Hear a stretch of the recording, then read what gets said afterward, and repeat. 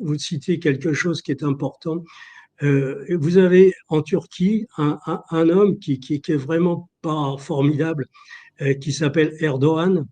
Ce type fait des discours pour dire oui, on va intervenir, tout ça. Il a une armée extraordinaire, il a 1 million d'hommes militaires actifs et il peut mobiliser un 2e million dans la semaine qui suit. Vous voyez, donc c'est une armée très puissante, la Turquie.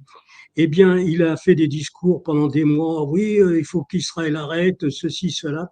Je vais vous dire, c'est du pipeau parce que lui et sa famille se font, je vais être gentil, je vais pas dire, on va faire un point, des trucs en or, hein, vous voyez ce que je veux dire, avec la vente du pétrole et du kérosène à Israël.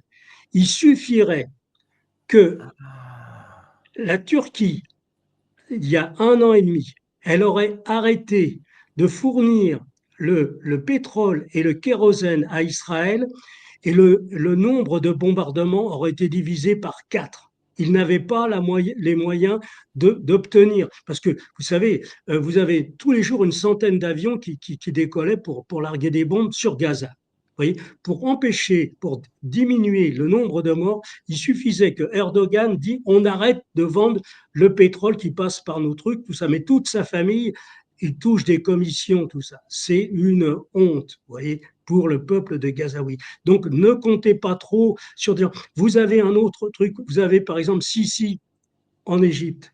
Cet homme est complètement corrompu par le régime américain. Il touche, lui et puis surtout le pays, plus de 5 milliards d'aides par an. Ils ne peuvent pas se passer de l'aide américaine parce que c'est un pays, sur le plan économique, c'est une catastrophe, ce pays. Donc ils ne tiennent que par le truc. Et donc si ils interviennent contre Israël, les Américains, les PAC, arrêtent immédiatement l'aide financière qu'ils leur donnent.